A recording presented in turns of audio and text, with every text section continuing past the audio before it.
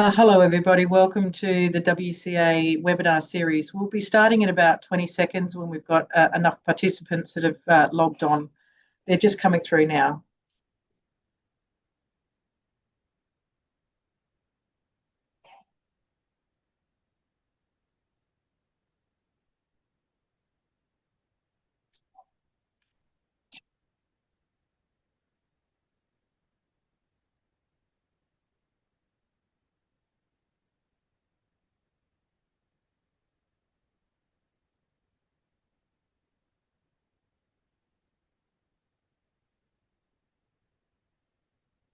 Right, well, I think we might get started. Good afternoon, everybody. Welcome to WCA, as I said before. My name is Linda Schenk, and I am the National Chair of the Wine Communicators Board, and I'm also the founder of Purple Giraffe, a marketing consultancy with offices in Adelaide, Perth, and Brisbane now. Thanks for joining us today, and our webinar topic is ABAC Guidelines for Marketing Wine Responsibly. I am coming to you from the traditional lands of the Turrbal and Yangara lands here in Brisbane. So that's a bit unusual for me. I'm used to saying different lands. We also acknowledge the traditional custodians of the various lands of which we all are working on today, as well as their strong connections to country. Before I introduce our speaker, Jayne Taylor, first there is some housekeeping to address. Today's content will be around about 45 minutes. However, Jayne has asked that he's going to stop for us at certain points throughout her presentation to ask people if they have any questions. So have your questions ready to go. Please feel free to type them through as soon as you think of them, and then I will be asking those questions of Jayne when she stops during her presentation. When you are asking the questions, there's two buttons at the bottom of your screen. One is a Q&A section, and one is actually a chat section.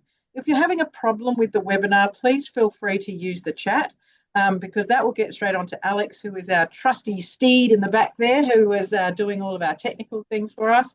But for the Q&A section, please put your questions in the Q&A. And the reason we ask for that is because then it gets recorded on the recording, and we get a list of all the questions.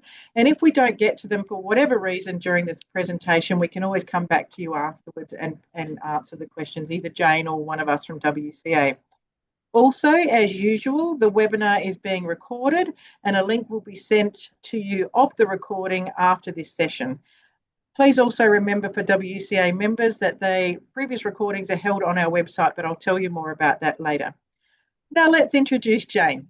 Today we have invited Jayne Taylor, the CEO of Alcohol Beverage Advertising Code, ABAC, to talk to you about the key guidelines that all wine communicators must follow to ensure that we are marketing wine responsibly.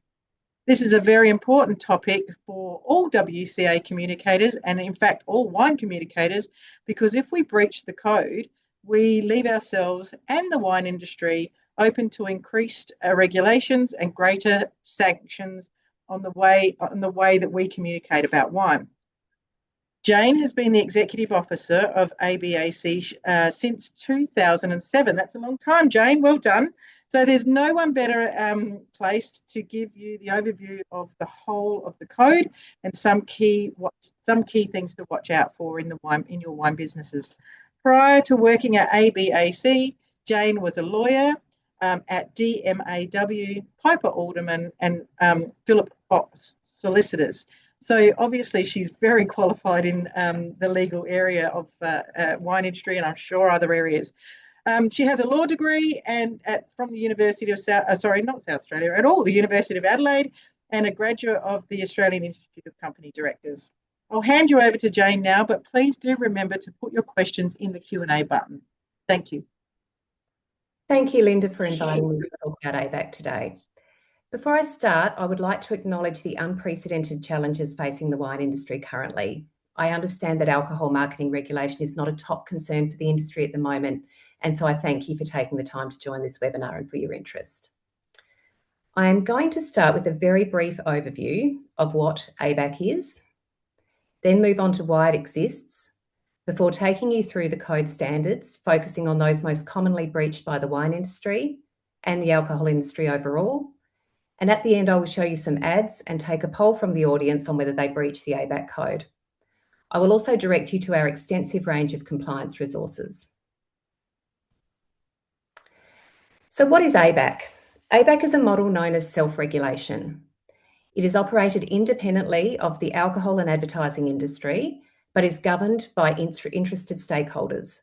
The governing body includes a senior member of the Federal Department of Health, a representative from each of the wine, beer and spirits industry sectors, and a representative from the advertising industry. The Australian Grape and Wine Association CEO represents the wine industry, and the wine industry was a founding member of ABAC way back in 1998. There are four main parts to ABAC. First, we have the Responsible Alcohol Marketing Code.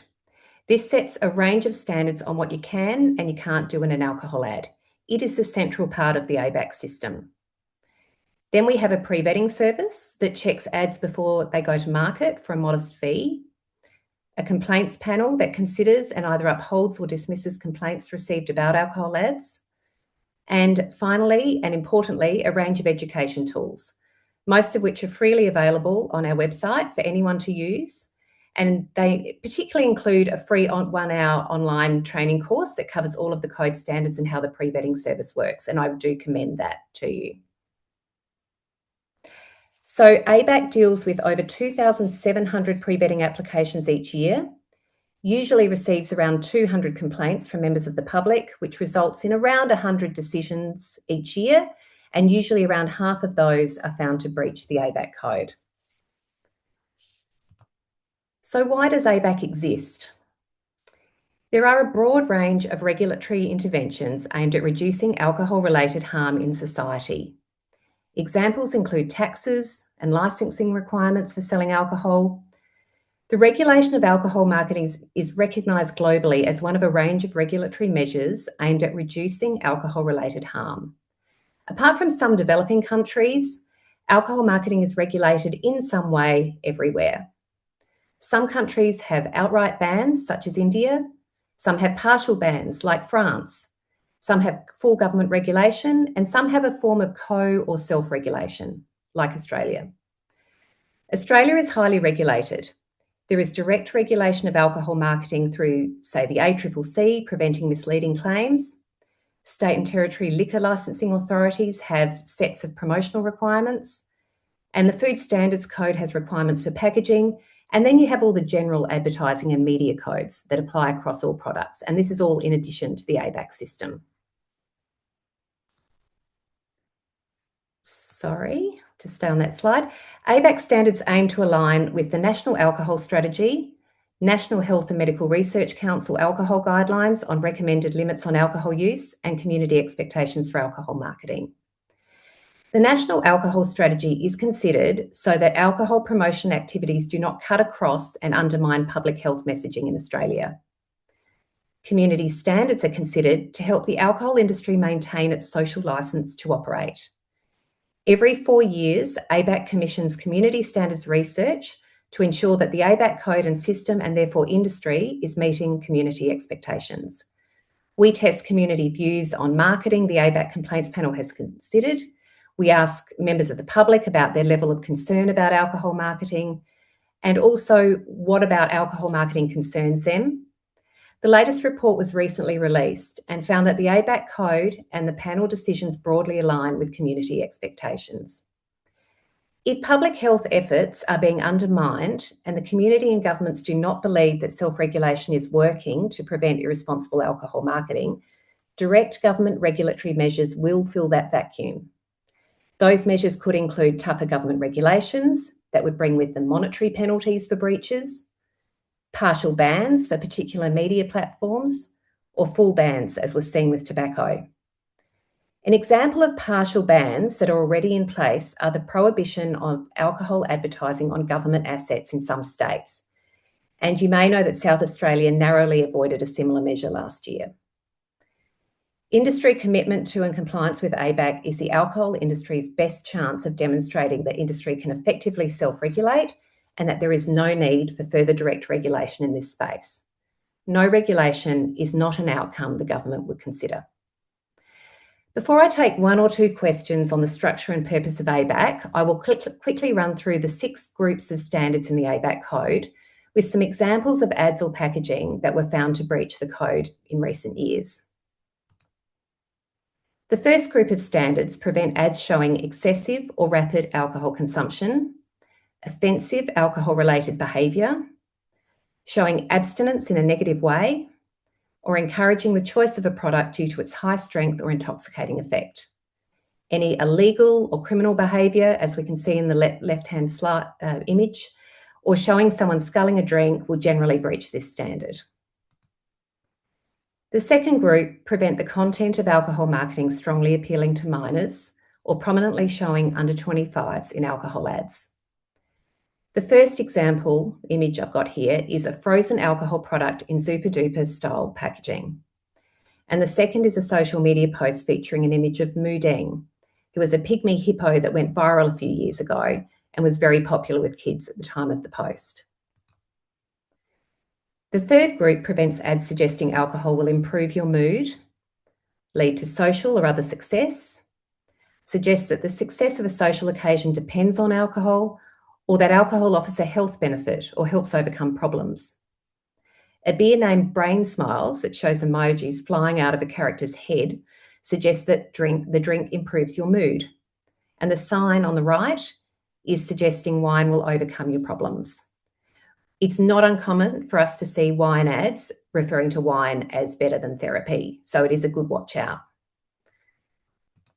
The alcohol and safety standard prevents showing alcohol use before or during any activity that for safety reasons requires a high degree of alertness or physical coordination, such as driving or swimming. The placement standards are the 5th group, and they set guardrails on where alcohol ads can be placed. They include requirements to comply with media-specific codes that restrict placement. That might be not placing an alcohol ad within 150 metres of a school, which is an Outdoor Media Association requirement, or not placing alcohol ads during television programming in the middle of the day, which is a free-to-air television code requirement. You also need to apply available age restriction controls to marketing where they're available, and only advertise where the audience is reasonably expected to be at least 80% adult, not place ads with kids programs, and take care with your direct marketing to ensure mailing lists only include over 18s and opt-outs are available. In 2023, the code extended to alcohol alternatives. So those are 0 alcohol beer, wine and spirits. I will talk a bit more about that standard in one of the examples toward the end of the webinar, but essentially the new restrictions require that all alcohol alternative ads comply with the ABAC standards on protection of minors and placement of ads, but only need to comply with the other ABAC standards if it is not made clear in the ad that the 0 alcohol alternative is in fact 0 alcohol. So I'll just ask Linda if there are any questions at this point before I move on to the next section. Yeah. There's not, but I do have a question for you just quickly, Jayne. So can you tell us who generally makes the complaints? So, do they come from consumers, competitors, regulators, or are you going to tell us more about that later? No, I'm happy to talk about that now. So the complaints that we receive are mostly from members of the public.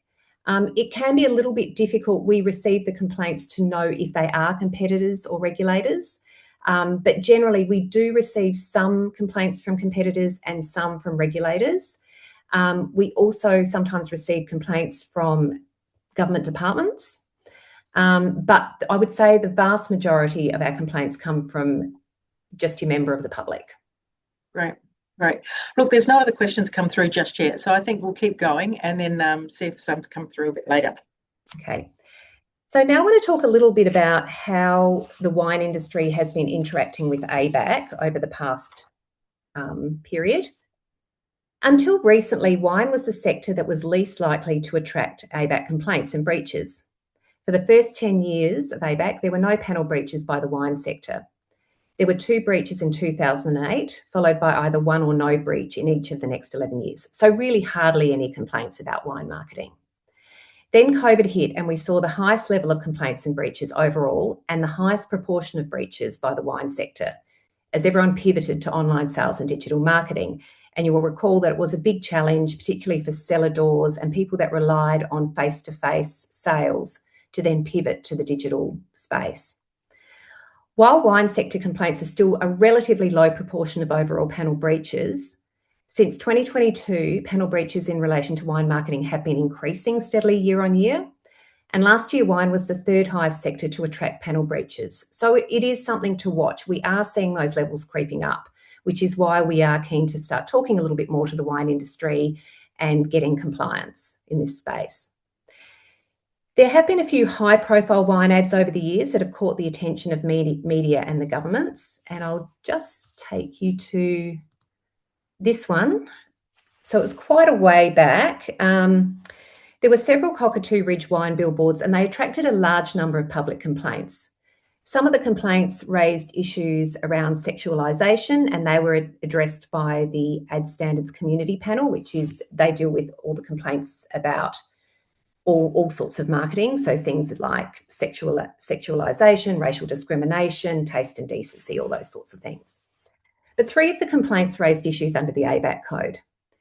The issues were that, firstly, a billboard with this ad was placed next to a school. Secondly, that the model looks under 18 and is wearing a blue and white gingham top that is suggestive of a school uniform. And thirdly, that the ad is associating alcohol consumption with sexual activity due to the double entendre in the slogan in the ad. On the content concerns, the panel found that the model was aged 26 and looked over 18. And so there was no breach of the requirement that ads only feature people aged over 25 that look like adults. On the complaint about sexual innuendo, the panel found that the double meaning of the slogan, together with the provocative pose of the model, breached the requirement that alcohol not be positioned as causing or contributing to sexual success. On the placement next to a school, at that time ABAC did not have any standards around the placement of alcohol ads, but the panel noted that this was undesirable. After this decision, ABAC worked with the Outdoor Media Association to develop placement requirements around outdoor alcohol ads. In particular, that all outdoor ads for alcohol are pre-vetted and that alcohol ads can't be placed within 150 metres of a school. In fact, after we made that change, Victoria also now has that restriction in their liquor licensing requirements. The billboard caught the attention of the media, and soon after this fracas, the Federal Parliament commenced an inquiry into whether the self-regulatory system for outdoor advertising was adequate, and a variety of recommendations were made seeking changes to self-regulatory codes and ad standards and ABAC processes. So you can see that what you do can have an impact on the broader self-regulatory system. Later during the COVID years, there were a range of social media posts promoting wine that breached the code standard that prevents suggesting alcohol as a suitable coping mechanism. The first example is a bottle of wine labelled "My 9 to 5 Medicine." The ABAC panel found that the packaging is making an assumption that it is a common and shared experience to use alcohol to relax.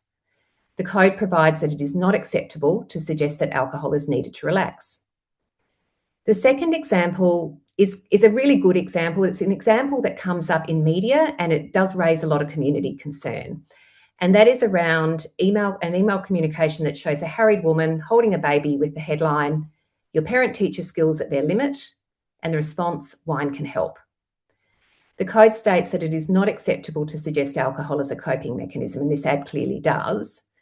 There is also quite a bit of sensitivity in the community, as I mentioned, to targeting alcohol marketing to young women. And this is reinforced by recent data, government data, that showed that while overall risky levels of drinking had declined, it had increased among young women. Other examples of breaches during COVID included phrases like, "Lockdown calls for a beverage in hand at all times," "Thursday work from home tip, you may feel more inspired for spreadsheets after a wine on your lunch break," "Isolation genuinely sucks, so we are trying to bring a little joy to the folks holed up at home." And also there was a lot of wine deliveries being positioned as care packs, work from home care packs. Last year, the code standard that attracted the most breaches by the wine industry and equal highest breaches overall was showing alcohol use before or during activities that for safety reasons require a high degree of alertness or physical coordination. Recently, we have seen a shift in community concern and breaches away from safety concerns around driving, drinking and driving, boating, machinery and sport, toward predominantly swimming and water activities. The Royal Lifesaving Association issued reports last year raising concerns about the alcohol industry showing alcohol use with swimming, noting that alcohol is a significant contributor to deaths by drowning.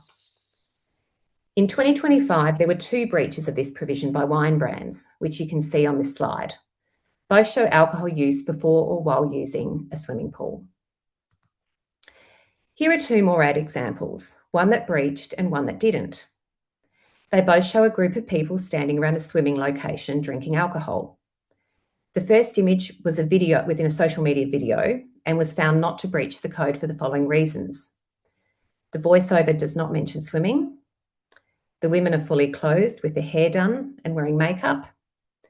There are no items suggestive of swimming, such as towels, goggles, or swimwear shown in the video. It is okay to place alcohol use near a swimming pool, provided it is apparent that use of the pool will not occur before or during alcohol consumption. The panel took the view that a reasonable person would understand from the context and scenario in the video that swimming will not take place. In the second example, we see people dressed for swimming, sitting with a drink in hand, standing either in or next to a lake or river. In this case, the panel found that there was a direct implication of alcohol use before or while swimming. The panel often asks itself, what would a reasonable person think would happen next when it's dealing with a static image like this? In this case, it would be finish my beer and have a swim, or wade into the water with the beer. Either way, that's a breach of the code. I've included a link to the Alcohol and Water Safety Compliance Guide on this slide, and I would really recommend that if you are navigating this space.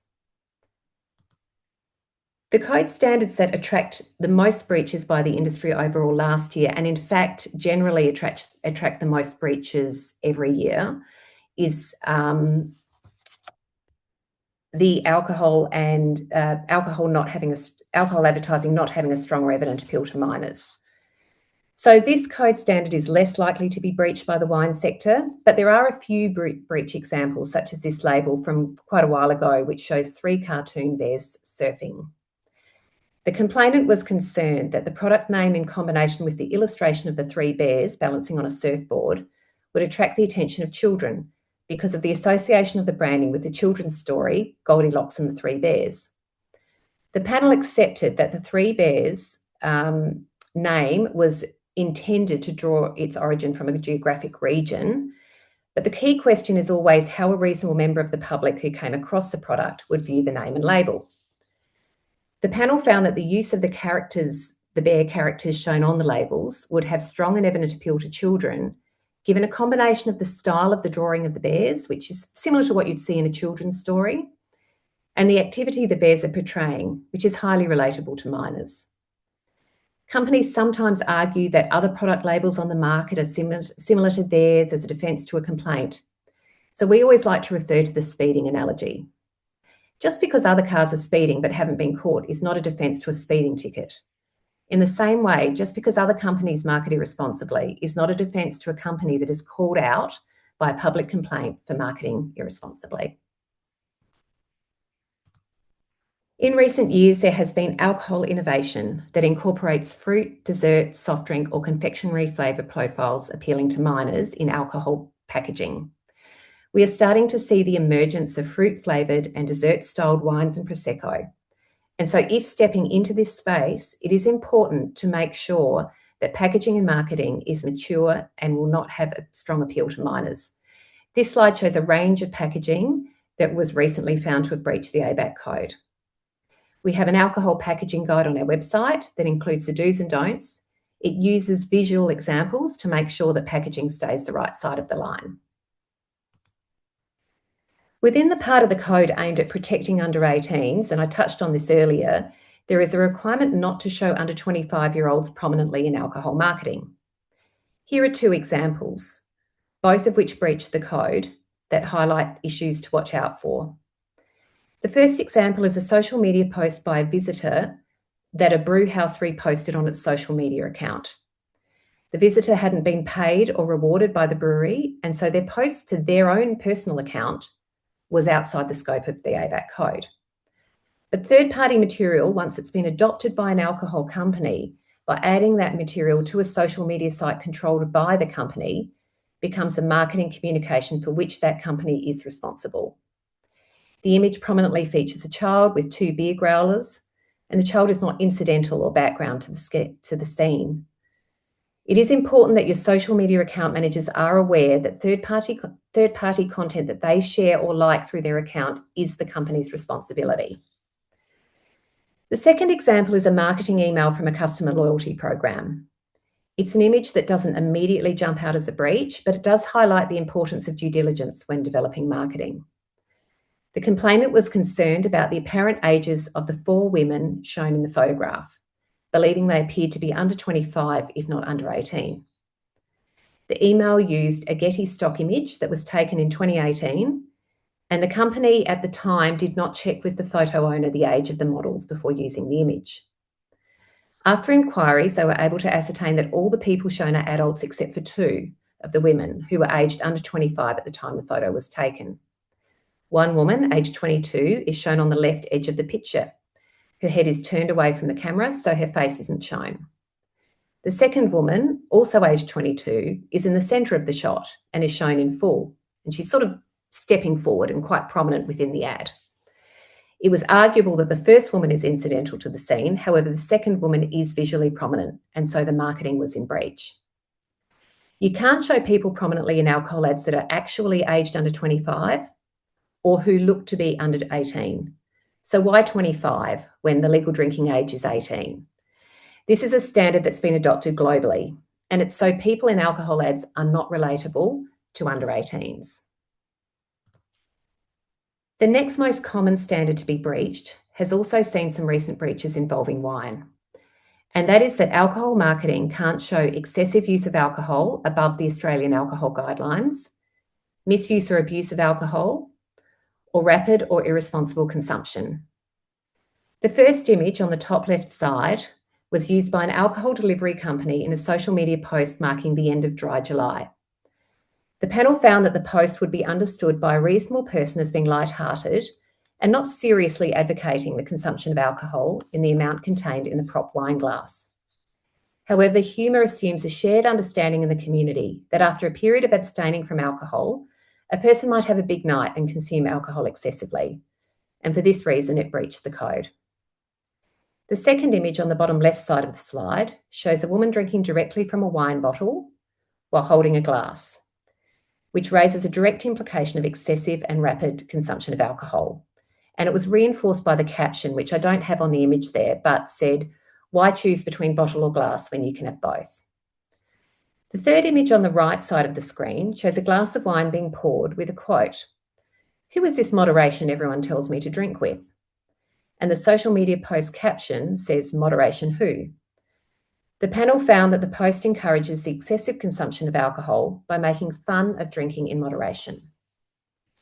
So, Linda, this might be a good point to take some questions about the content requirements for alcohol marketing. After this, I'm going to talk a little bit about the placement requirements. Great. Yeah, there are some questions here, Jayne. So firstly, there's one about people using imagery of under 25s who are serving alcohol but not drinking it. Doesn't matter if they're serving it or drinking it, or anyone visually prominent in the ad, they have to be over 25. Okay, great. A couple more here. What about reels that say something like, I've got a lot on my plate now, and someone's holding a plate with a wine or a cocktail? How does that directly affect? And it's not indicating that it's therapy, it's just, a general comment like that. How does that go with the code? Look, the panel's called upon to make a lot of subjective decisions, and that's one of those that sits in the grey area, where the panel could probably find either way, and it will always depend on the context. So when the panel's looking at an ad, they will always look at the ad as a whole, and they'll ask themselves, what is the takeout that a reasonable consumer would have from this ad? So what would they think the message is in this ad? And so it will very much depend on the caption, the visual imagery. If it's a video, it can also have other elements. So yeah, it's a good question, and it's one I can't answer because I'd actually need to see the ad in order to know. It's one of those that sits around the boundaries. Sure. You may cover this later in your presentation, but there is a question around what are the consequences if you actually breach the code? The consequence is that we ask you to remove the ad. Mm-hmm. So we ask you to remove the ad within 5 business days. If it's a piece of packaging, we ask you to discontinue that packaging immediately, and you have a 3-month sell down period. So we need you to have changed over that packaging in the market within a 3-month period. Okay. Now, we are a voluntary scheme. We cannot force you to do those things. But we have, as part of our systems, a referral process where we are required to refer any complaints where the company refuses to comply onto the relevant liquor licensing authority. And they do have promotional guidelines, which are not exactly the same, but quite similar to thematically to the ABAC Code requirements. So there is that consequence.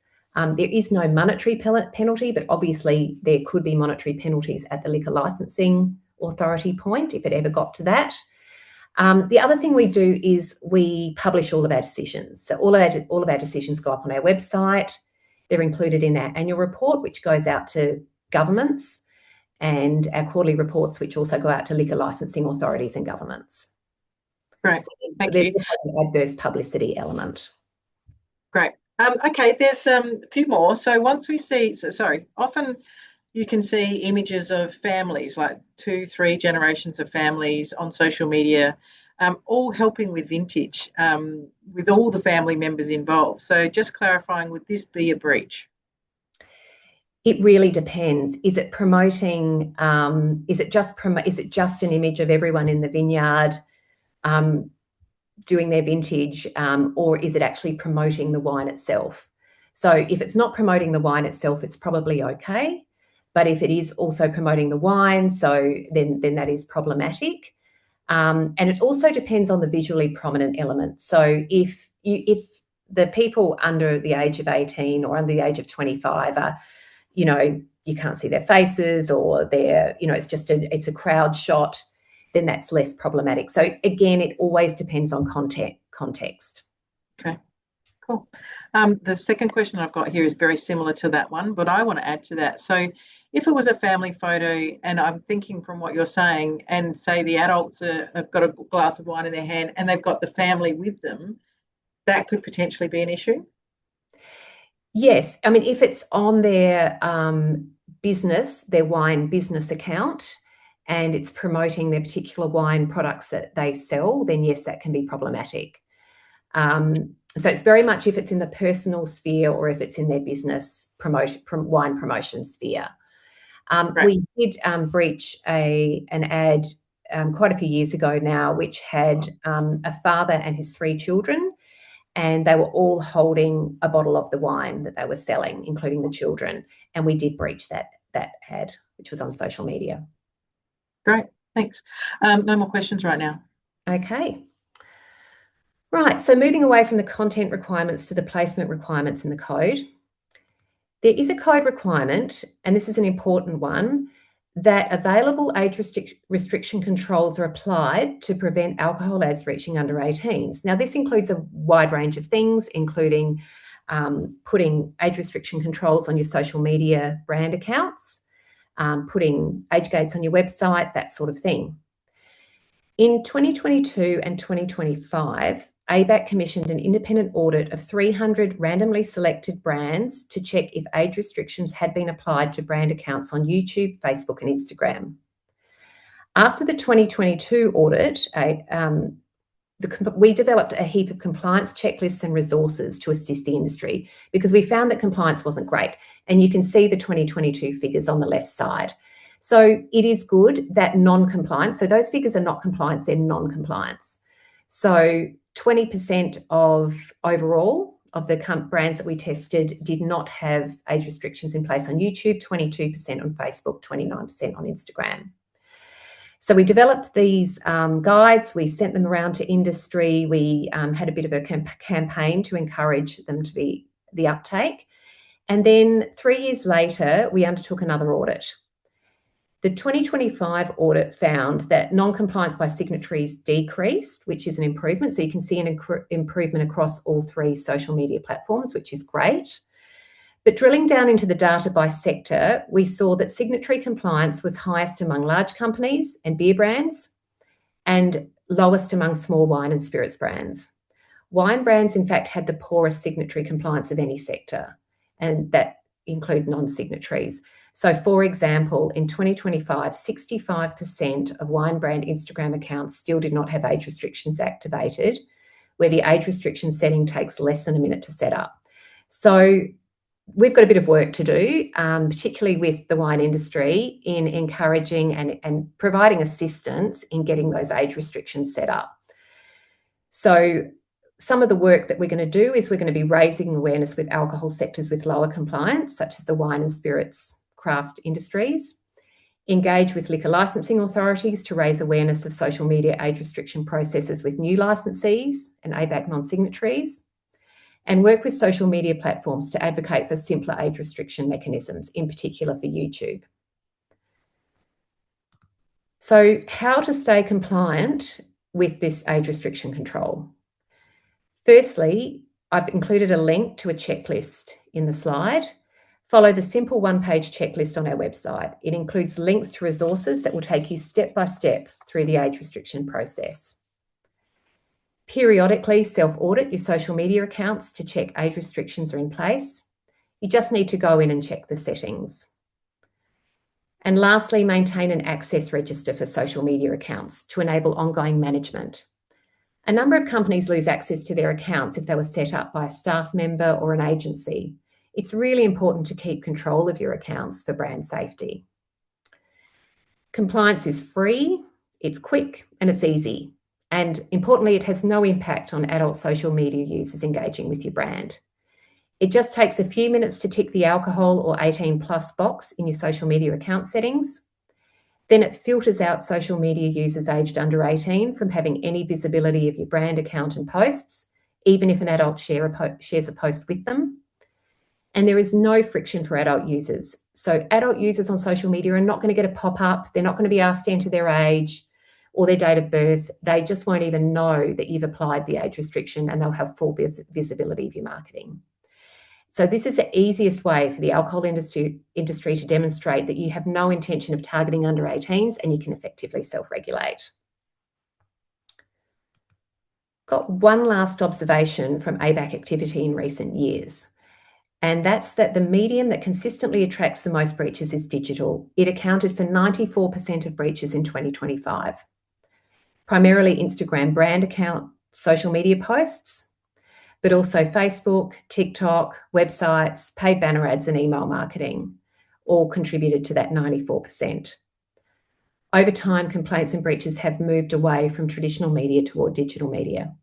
So more care needs to be taken in upskilling social media managers on the code. I'm now going to show you 2 examples to test your knowledge of ABAC requirements. There will be a poll for each of these examples, and I encourage you to vote on whether you think the adult packaging is a breach or not a breach of the ABAC code. First, we've got an example of a wine label. It's a little bit difficult to see. This label was considered by the Portman Group in the UK that has very similar provisions to the ABAC code. It hasn't been considered by ABAC, and so any comments are my own, not those of the panel. The text is a little hard to read, but it says fuzzy duck, buttery Chardonnay, wine of South Africa, rich and smooth. So I'll wait a moment for everyone to complete the poll and for Linda to advise the outcome. For those of you who are completing the poll, I don't know, my poll actually came over the picture. You can always move it aside so you can continue to look at the picture as well.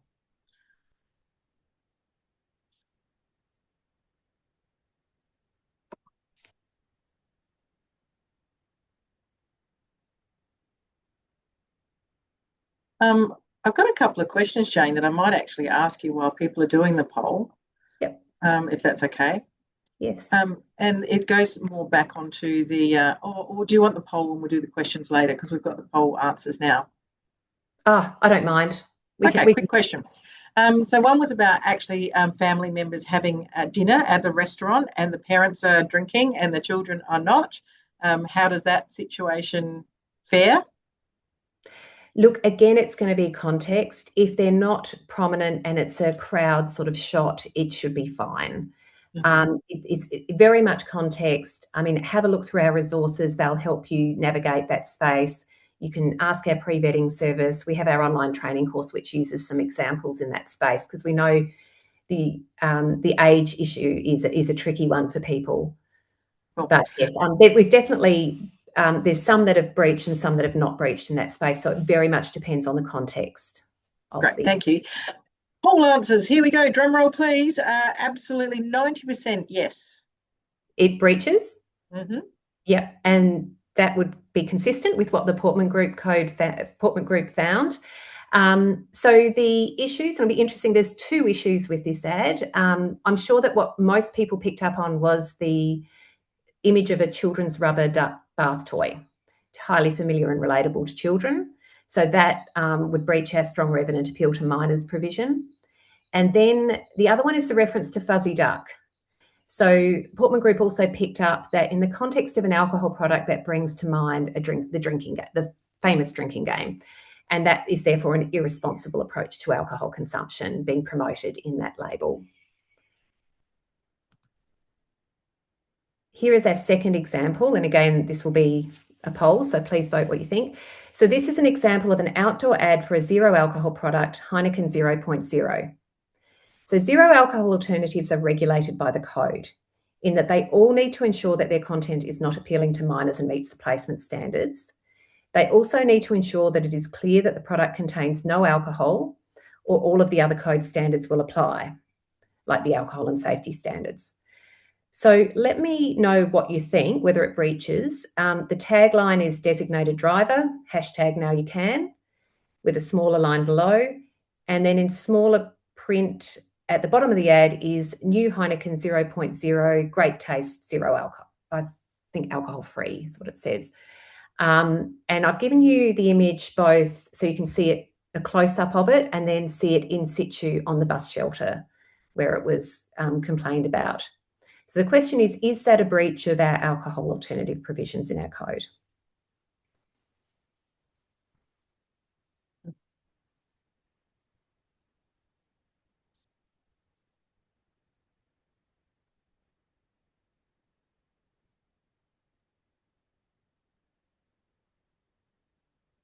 Just waiting for the answers to come through.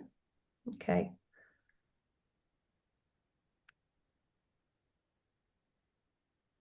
How are we going, Alex? Here we go. There is a poll decision is yes, it's in breach 25% and 75% said no. Okay, so the panel found that in breach. So this was a very early complaint we received. The panel found that the prominent messaging from the ad, when it's likely absorbed by a passing vehicle, is the picture of the product. So we see the picture of a Heineken beer. And it looks a bit like a regular beer. And we see the phrase designated driver. So those are the prominent messages on the ad. And then much smaller messages at the bottom of the ad are not likely to be absorbed unless the ad is viewed more closely. So this ad is treated quite differently based on where it's located. So if it was located in a magazine, it's much easier to see and get the feel for the whole ad and see the alcohol, that it is actually an alcohol-free product in very small print at the bottom. But being on a bus shelter like that, I mean, you can see it's very difficult to see that bottom line. And then, the panel thought that the picture of the product would likely to be taken to be part of the well-known alcohol range of beers from Heineken. There's the new on the top of the corner, which indicates that something is new about the product. But those things, it can't be assumed that this means it's a non-alcoholic product as opposed to some other feature that's new. And the zero also could be zero carb, or it could be zero sugar. And we couldn't really reasonably assume that most people are so familiar with the Heineken range so that they can distinguish alcoholic from non-alcoholic beers by the colour of the label. So I think a passing vehicle or a passing jogger or whatever is not going to pick up on the nuances in this ad. They're only going to see the main message, which is, when you're a designated driver, you can drink this beer.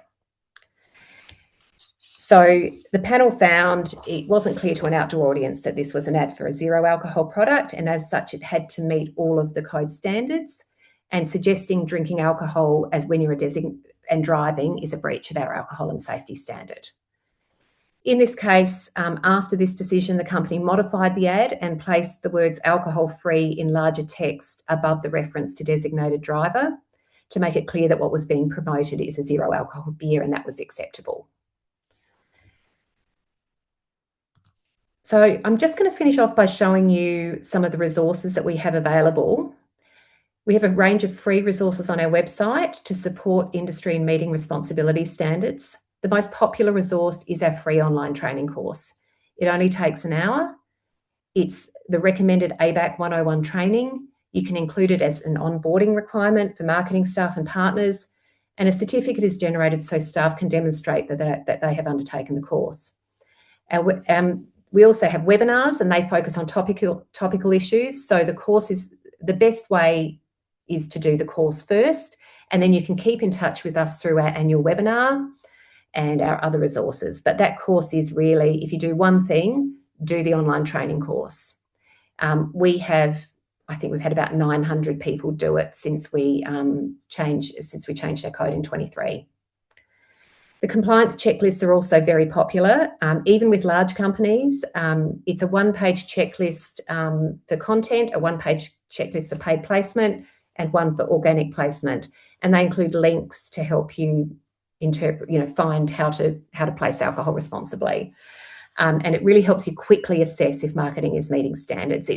I know that even legal departments in large alcohol companies have it on their desk, just as a checklist.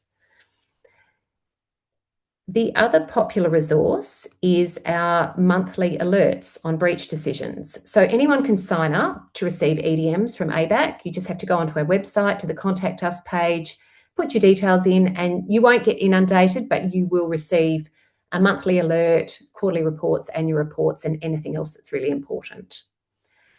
Our monthly alerts are really good. They just include an image of each ad or packaging breached in the last month with a few lines explaining why it was breached. So, signing up to our mailing list, scanning these alerts all helps you stay on the right side of the line. And that is all I have, so I'm happy to take any further questions. We have lots, Jayne, and they kind of go a little bit all over the place. So we'll start with what we've talked about most first, which is around about examples. What about staff on their social media accounts helping their dad in a job in a winery? So I'm assuming in this question that it's actually not the winery that's doing the post, and forgive me if I've read that incorrectly, it's actually the staff member. So what's your thoughts? Yeah, look, I think this did actually come up once. If the staff member, I just can't remember how we handled it. It did come up once. And I think that it's very much around what does the business know is happening. So I think it may have been treated as a no-fault breach. So it depends if they're posting to promote the brand, or if they're just... It's very hard to respond to these without actually seeing the actual examples, without seeing the images, because often these are subjective decisions. But it will depend a little bit on, are they doing it in their personal capacity, or are they doing it with the knowledge of the wine business? Yep. If they're doing it with the knowledge of the wine business, it's probably going to be a problem. But if they're doing it in their personal capacity and just on their own social media account saying, hey, I really like this wine or whatever, and the business doesn't know about it, it's probably not necessarily going to be breaching. But it just really does depend on the circumstances, and the panel undertakes quite an investigation when those things happen. Okay, we're talking about social media again and family members.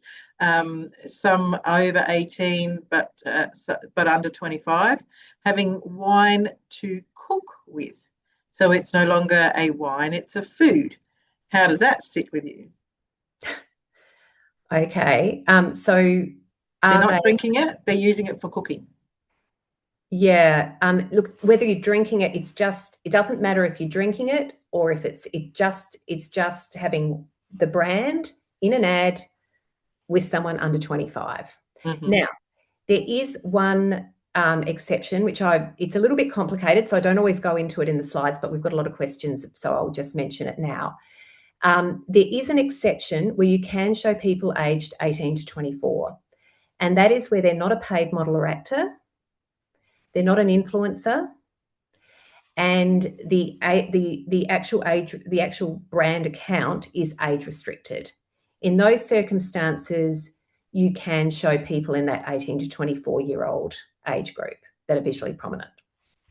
Yeah, right. That's interesting. That might be helpful. So this is why I say it's a little bit of a complicated provision.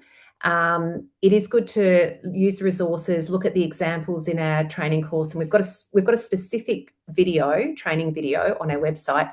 So our training course includes about 10 very short videos, and they all cover different sections of the code.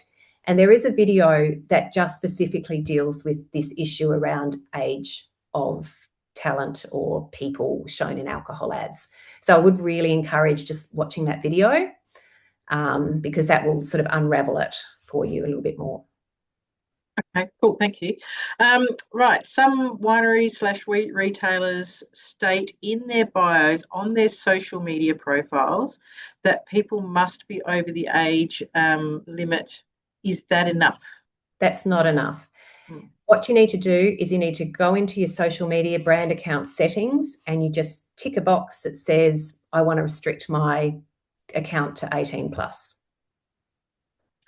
Great. Couple more. Well, so this person has said, hi, Jayne. I understand that Coles Liquorland post is technically in breach of the code. However, as a policy matter, I don't believe it should be. It shows young people using wine responsibly with food in a social setting. No one appears drunk. The glasses are relatively full and no one is sculling. Surely such posts should be encouraged to show young people using alcohol responsibly.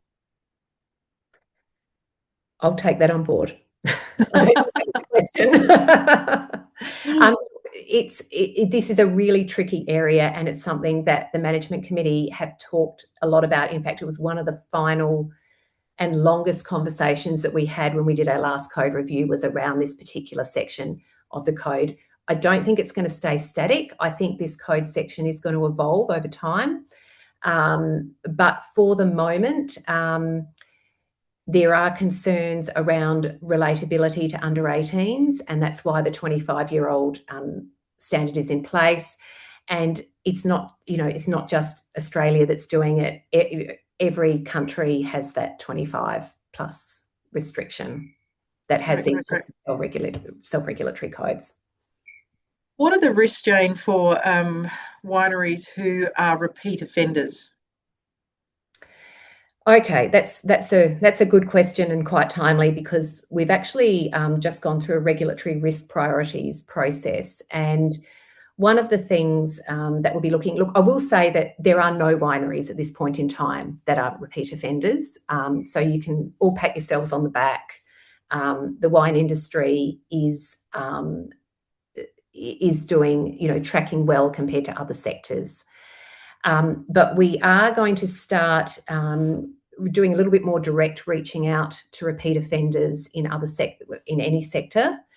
So if anyone has more than 3 breaches in 3 years, we'll be reaching out to them with education tools, and we'll be doing sort of spot audits of their social media. So we are seeking to address that issue of repeat offenders.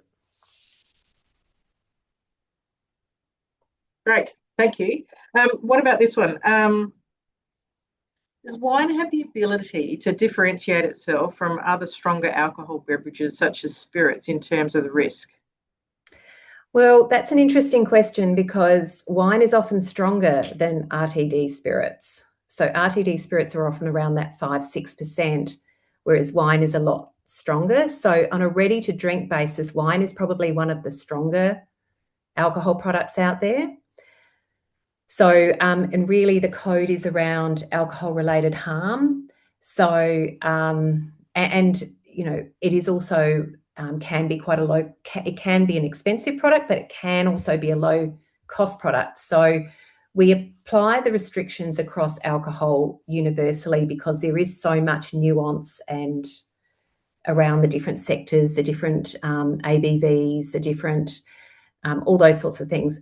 One thing I will say is when we think about things like the risk of confusion of an alcohol product with confectionery, we will look at the nature of the bottle. So when we look at the same label on a bottle of wine and the same label on a can, you will need more alcohol cues on the can than you will on a bottle of wine, because the bottle of wine is signalling this is an alcohol product. So we do take into account context in that way, if that's helpful. Yes, it does. I've got a couple more questions for you. There is quite a lengthy question here that we may get to, but there's a few more before that. Is there an ability to negotiate on any rulings or any breaches? And tell us about that. So there is no ability to negotiate on a ruling around advertising, so ads. That's just a final decision, and that's it. I mean, it is a voluntary scheme, so you know, the choice is to not comply and then try their luck with the liquor licensing authority. But with the alcohol packaging, we do have a two-step process. So with packaging, we do recognise that there is a lot more IP and whatever tied up in the brand. So we go through a two-stage process. We make a decision, and then the company gets the opportunity to respond to that decision and provide and seek a rehearing if they believe they don't agree with the decision. And then a final decision is made. So there's a two-step process. And it's also important to note that even before, when we receive a complaint, the first thing we do is go to the alcohol company and ask them for their response to the complaint. So we don't make decisions without giving everyone procedural fairness in the whole process. Sure. Jayne, there is a really lengthy question on here, which I'd really love for you to answer, but we've run out of time. So I know that it's in the Q&A section, so it's something that we can send over to you later, and either we can respond to this person directly or you can.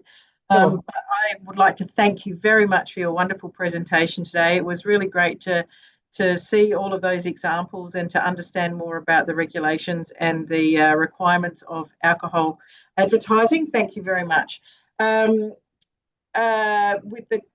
So like I said, with that question that's left over, please don't think that we've forgotten you. We will actually get back to you later. Before we go though, can everybody Alex, and the chat screen just changed, so it threw me around about. Before we go, can everyone please answer a quick poll? This is not specifically about Jayne, it's more about the content that you received today and the topic. We'd love to know whether you loved it. If you loved it, set a 5. If you didn't love it so much, set a 1, or somewhere in between, whatever you feel is responsible. It helps us with our future decisions on what type of webinars that we host for our members. As I said, thank you again, Jayne, and thank you for everybody who has attended today. Please remember that if you are a WCA member, you will actually see all the recordings of previous webinars on our website, and they are all available there. If you are not a member, perhaps you should be. It's probably the best $190 you're ever going to invest in this industry, because we do so many wonderful things. If you have any suggestions on webinar topics, please get in touch with either Ruth or Alex. Alex's email is wca@winecommunicators.com.au. And thanks again for joining us. I hope you enjoy the rest of your day.